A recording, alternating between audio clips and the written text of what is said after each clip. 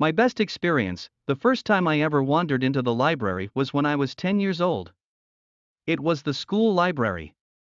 Before then, I was only used to having a small shelf with books stacked on it in my room. On that fateful day, my teacher wasn't in class and the class was noisy. I needed some space, so I got up and decided to explore the school, because then, I wasn't the adventure type of person. I went to different hideouts until I saw a door with the label library on it. I pushed the door open. And what welcomed me was an experience words cannot fully explain. The high arrangements of the shelves, with lots of books neatly arranged on it. It had large windows for ventilation. The smell that enveloped me was that unique smell from books that can only be understood by experience. It was as if each book on the shelf had its own unique smell, as though it was trying to tell its story through its scent. I walked up to the first shelf and the first book that caught my attention was The Selection by Kiera Cass. I picked it up and sat down. Funny enough, I didn't read it. I just sat there and began to think. I tend to do some serious thinking when I'm alone. What brought me out of my thought was an argument between the school librarian and a girl from a senior class. The librarian was forcing her to open her bag for inspection, because a fellow student reported seeing her put a book in her bag without registration. The student declined the accusation and it brought about the noise. A couple of students and teachers gathered around them to inquire what was going on. This went on for some time until the head teacher collected the girl's bag and checked inside only to see a novel inside. The girl was taken away for disciplinary measures. Just this incident brought about noise in the library until it finally died down and the library went back to its normal state. After my first experience, my free time was always in the library. I opened my eyes and I'm back to my college library. I wandered when I trailed off to the past. I'm 19 years at the moment. In front of me was Paper Princess by Eng-Viet. Today was an important day, because a school-organized book exhibition was taking place and we had a special guest. Chimamanda Ngozi Adichie, the author of Half of a Yellow Sun, Purple Hibiscus, Americana, We Should All Be Feminists, The Shivering, E.T.C., was present. I was thrilled and excited. I always loved this author. Her books inspire me a lot, so I was so happy to see her. There were a lot of questions that came into my mind. But it was so crowded so I couldn't ask any. I so wanted to ask her what it took to become a good writer. How does she write her stories? Does it come from experience, her imagination, or she just wakes up one morning and the idea just comes? I had a lot of unanswered questions that day. The exhibition also included rising authors and their work, even children novelists. It was a sight to behold. If I was permitted, I would have termed that day World Readers' Day. After the exhibition that day, I still remained in the library, because I was so engrossed in the novel I was reading. A boy of around my age walked up to me and struck up a conversation.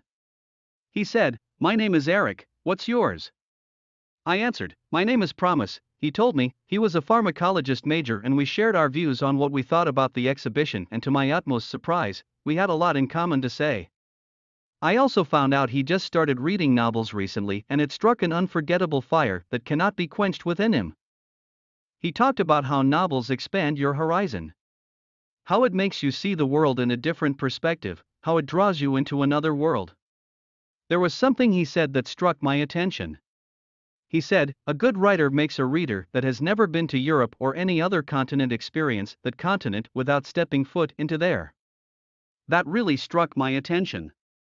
That means as a writer I can make someone that is crippled experience walking without actually walking. As a pharmacologist, I was surprised of how in-depth his knowledge of a writer was. He then asked me if I could recommend a novel for him. I told him, I can't just recommend any novel for you because it depends on your preferences. It's not every novel that strikes my attention that will strike yours. It wholly depends on what kind of genre you like. He told me he liked fiction, action and romance all in one book and I recommended the Hunter Games series by Suzanne Collins. I told him that he would love it. We were discussing and we didn't know when time flew.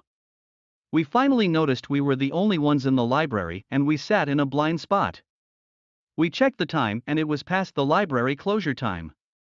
We wondered why the librarian didn't bring us to notice.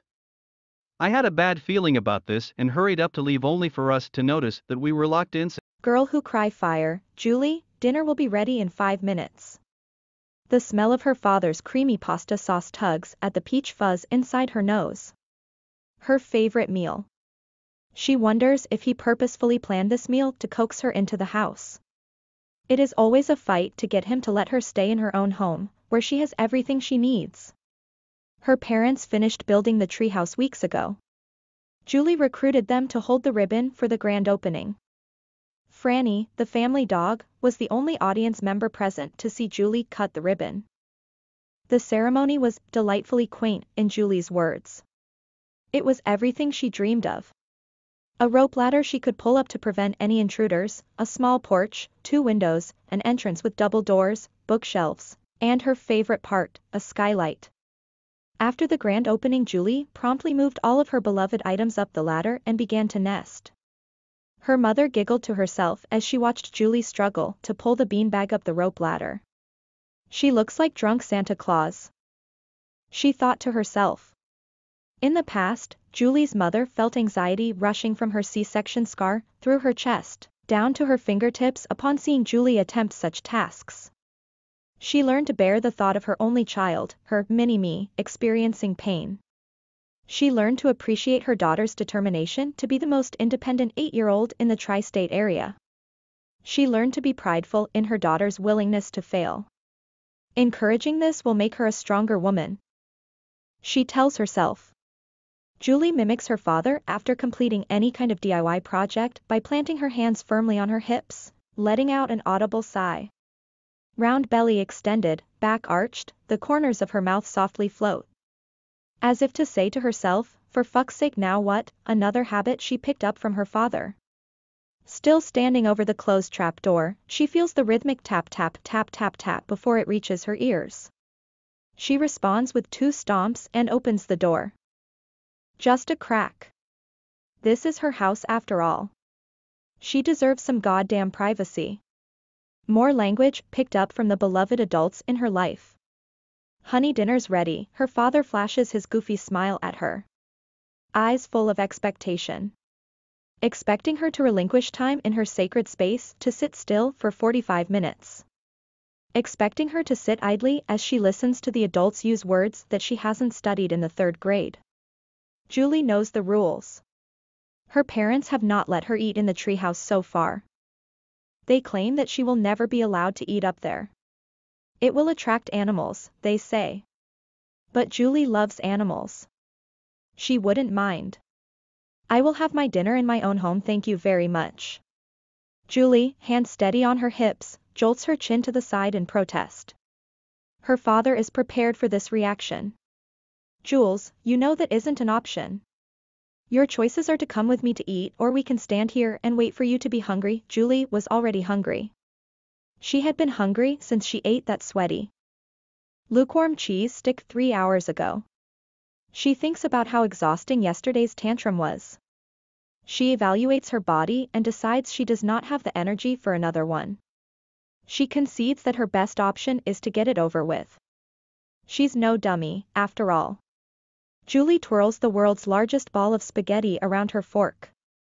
Attempting to fit as much in her mouth as possible, she studies her mother's glass of red wine across the table. She has always loved the rich odor it gives off. She imagines the smell reaching toward her, wrapping her in its warmth. Perhaps Julie feels such comfort from the smell of red wine due to the fact that her mother has drunk a single glass of the same brand of Malbec every night with dinner since Julie could remember. Julie has learned to associate the smell with the safety of her mother's embrace, which is always received just before her goodnight kiss. Julie focuses her gaze beyond the glass, meeting her mother's hazel eyes across the table. The same hazel eyes she sees in the mirror every morning. Julie, honey, you finished your food. Would you like to be excused? Or would you like dessert? Before her mother could finish the sentence, Julie was already sprinting to her treehouse. Upon closing the trap door, Julie turns on her battery-powered lantern and pulls her notepad and crayons from the shelf. She dives into her beanbag, which she strategically placed under the skylight. According to Julie, she has observed the constellations a bazillion times with her parents. Her mother has guided her in ways to spot the Big Dipper, Little Dipper, Ryan's Belt, Aries, and others, although she always forgets the names. Her father loves helping Julie to chart the stars as they sit on the back porch on summer evenings.